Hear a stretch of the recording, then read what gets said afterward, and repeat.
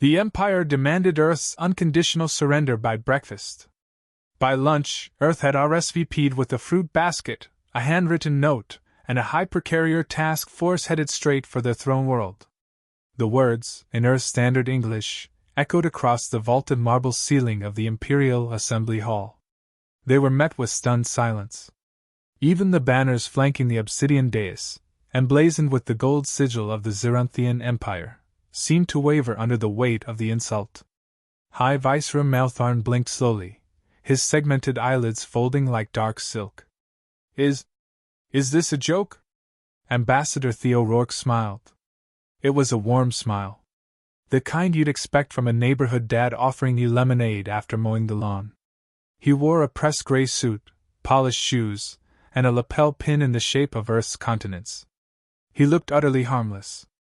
Which was, of course, the point. No joke, he said politely. Though the fruit basket was real. I asked them to include apples. You seemed like an apple civilization. You defied the Empire? Not at all, Rourke replied, sipping from a thermos. We're simply declining your invitation to surrender. With gratitude. You send a fleet as a thank you? It's Earth's way of being thorough. The Viceroy stood, his ceremonial robes sweeping the stairs like storm clouds. He towered over Rourke, 7 feet of scaled, armored muscle bred for conquest. The other delegates in the chamber whispered in 50 different languages, all variations of the same thought.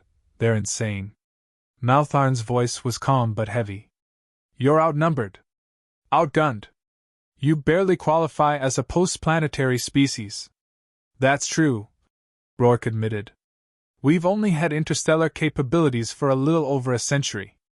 It's been a learning curve. You should have seen our first attempt at a warp drive. Looked like a microwave stapled to a satellite dish. The Viceroy bared his teeth. Then why not kneel before the Empire and survive? Because, Rourke said, setting down his thermos, you made one mistake. The Viceroy tilted his head.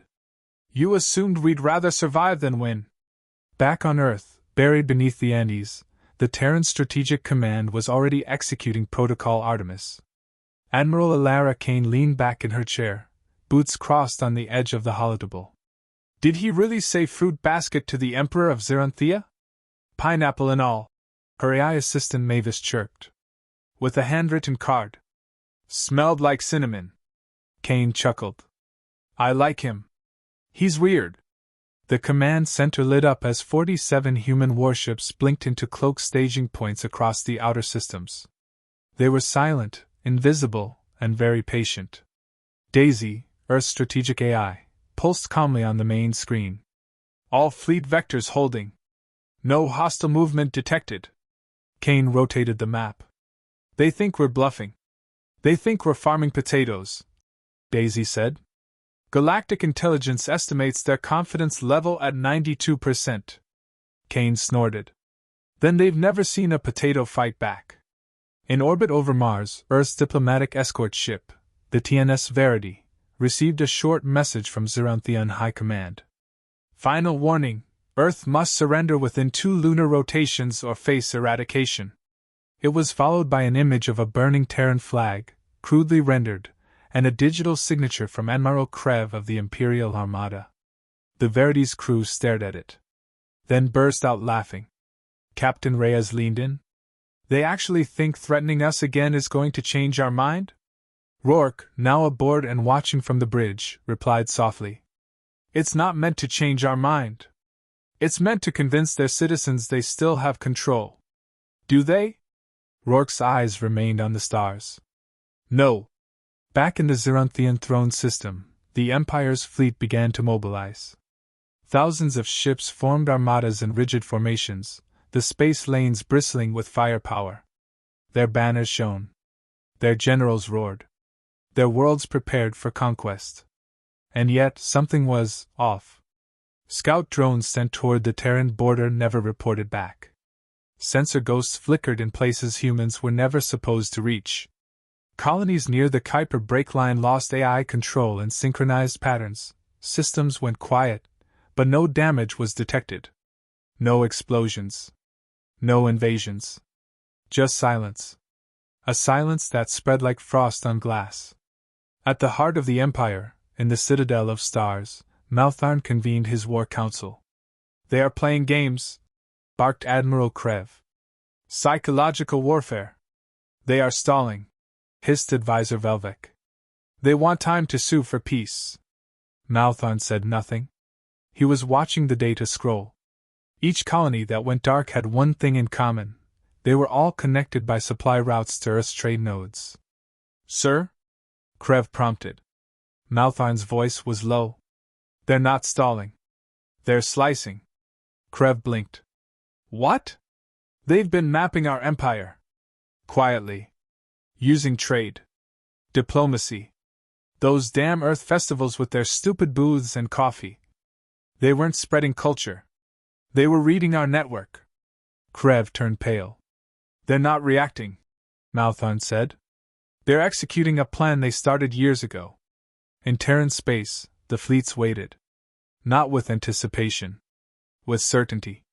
Because Earth had learned. Not from war, but from history. They had learned how empires fall. They'd studied every galactic war, every collapse, every revolt.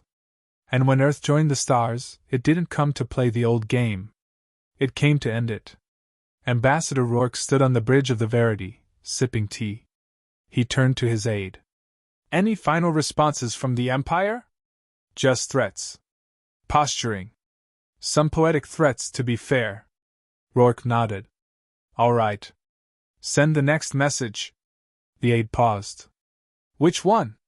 Rourke smiled. "The one that ends with, *Please ensure your planetary shields are up.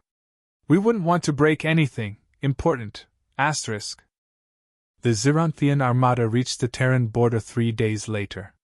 It arrived not with stealth, but with spectacle. From orbit, the Imperial fleet looked like a slow-moving eclipse, layered rings of warships, shimmering with charged plasma, bristling with weaponry forged over millennia. They covered the stars, blanketing the void in confidence and polished arrogance.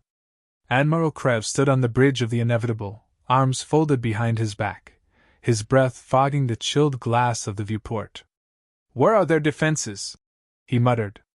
"Scans show nothing," replied the tactical officer, voice uncertain.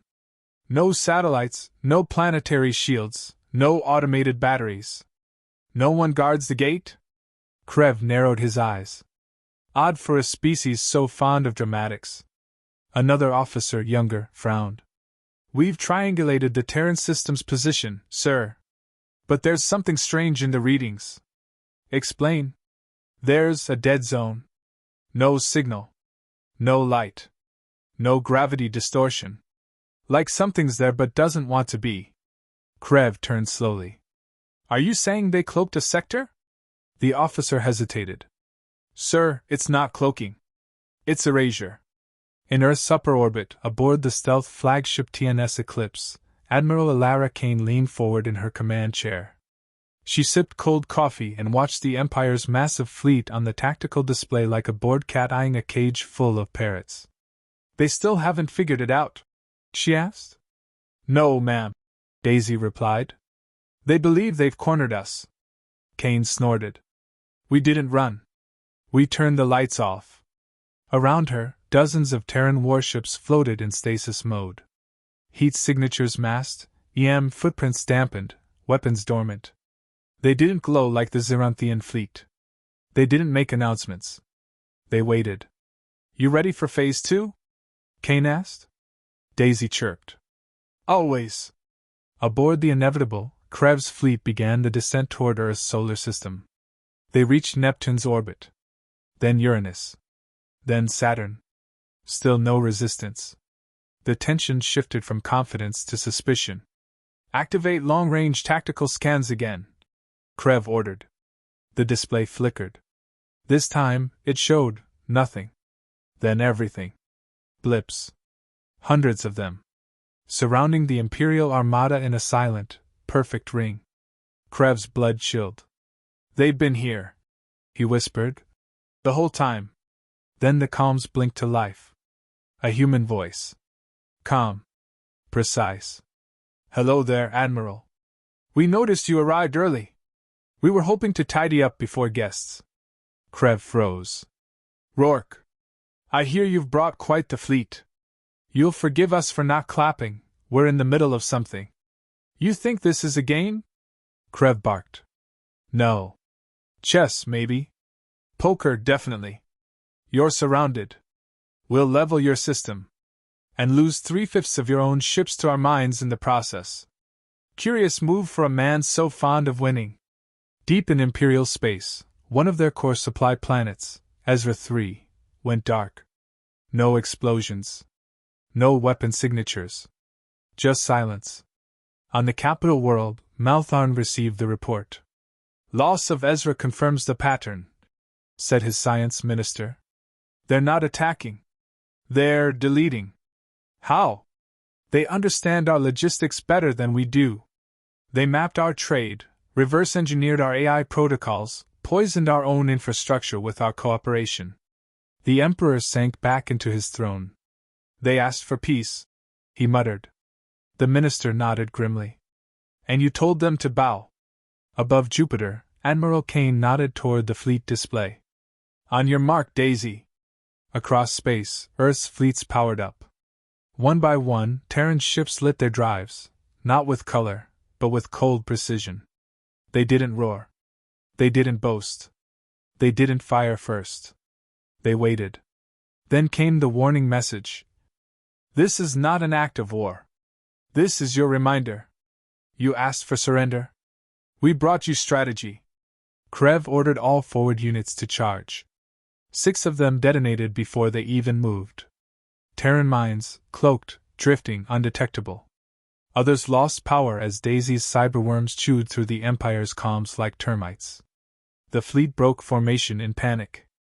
Kane watched it unfold like a conductor admiring her symphony. Now we begin. Back on Earth, Rourke stood at the window of the UN Council chamber, overlooking the Pacific. The room buzzed behind him with diplomats and generals. They weren't panicking. They were waiting. Aides passed him tablets. Updates. Requests. He signed them with one-line approvals. No retaliation. Let them fear the pause. Patch the Sarnathi through. Offer safe harbor, only if they renounce imperial affiliation. He didn't need to raise his voice. Didn't need to pace. Earth wasn't reactive anymore. It had become gravitational. Every action pulled others toward it. In the Imperial command net, chaos erupted. Entire systems blinked out. Food supplies vanished. AI cores turned mute. Messages were intercepted and rewritten. Orders rerouted.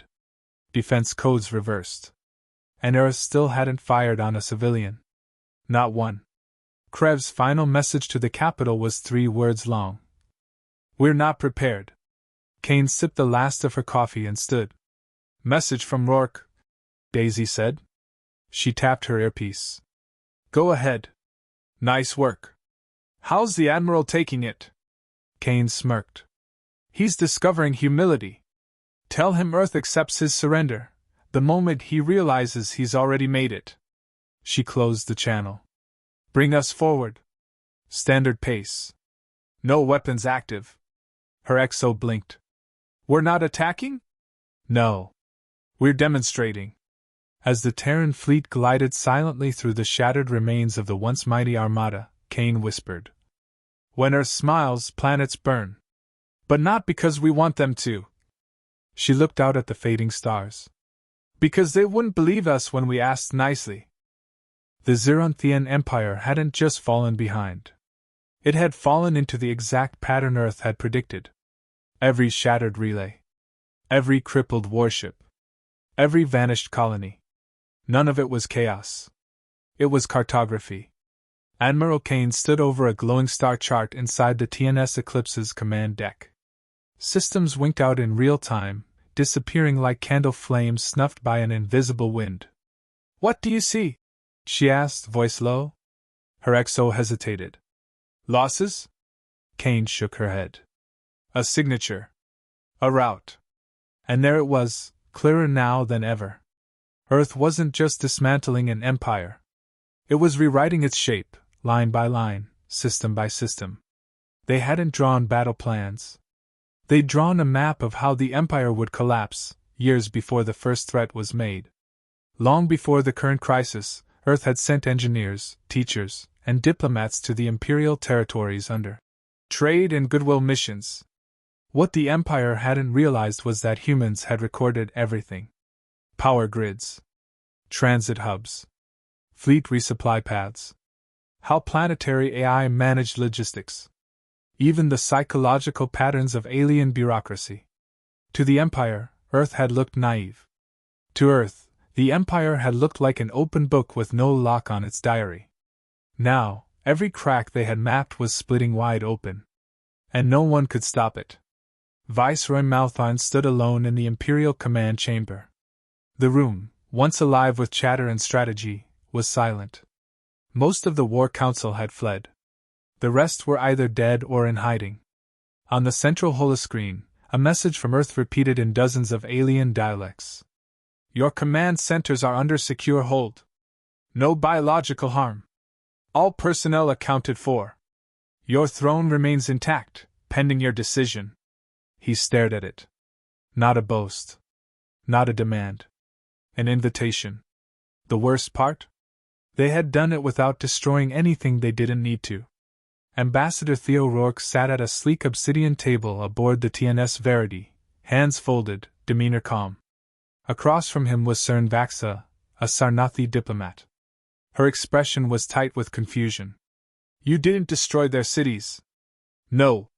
You didn't bombard their worlds. Correct. You just took control of their infrastructure? Rourke gave a faint smile. Took? No. We leveraged what we built for them. Most of it was ours already, they just didn't know.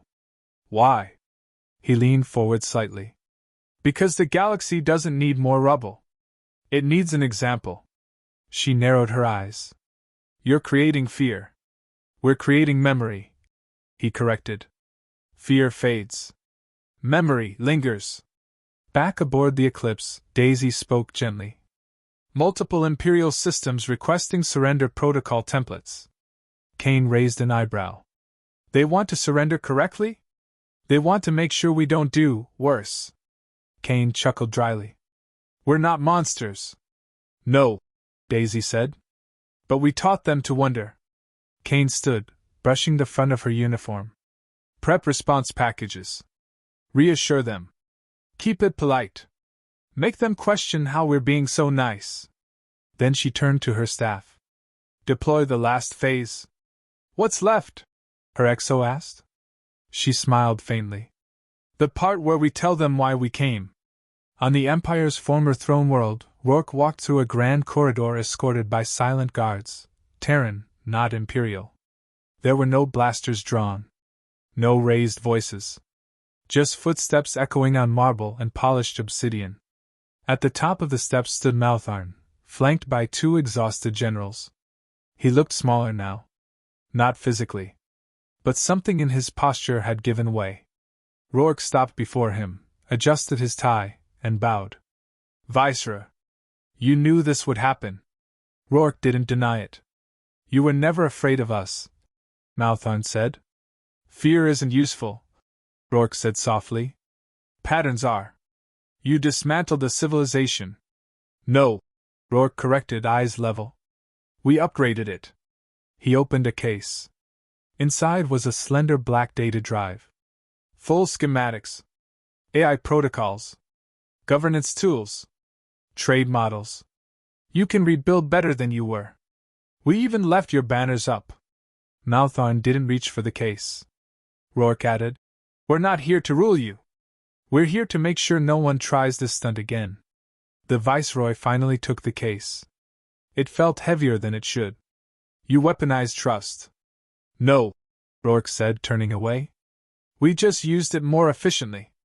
In the outer sectors, Earth's civilian envoy ships arrived with repair crews, infrastructure planners, agricultural specialists.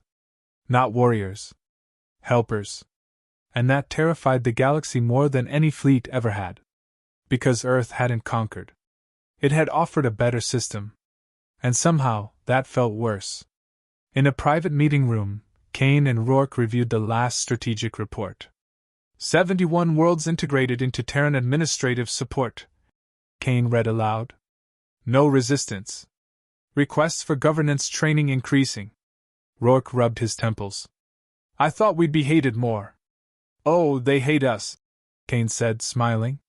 They just don't want to go back to managing themselves. He leaned back. Did we just civilize an empire through polite dismantling? Kane tapped her datapad. We call it logistical supremacy. Let the others build death machines. We'll build billing systems. A long silence passed. Finally, Kane added, So, what now? Rourke looked out the viewport at the swirling stars. Now we send a message. To who? He smiled faintly. To everyone watching who thought we were weak. Back on the Empire's capital, across every screen on every world, a message played. /**. To those who demand surrender, beware what silence may follow. Earth is not here to destroy. Earth is here to endure. And now, you endure with us. /**.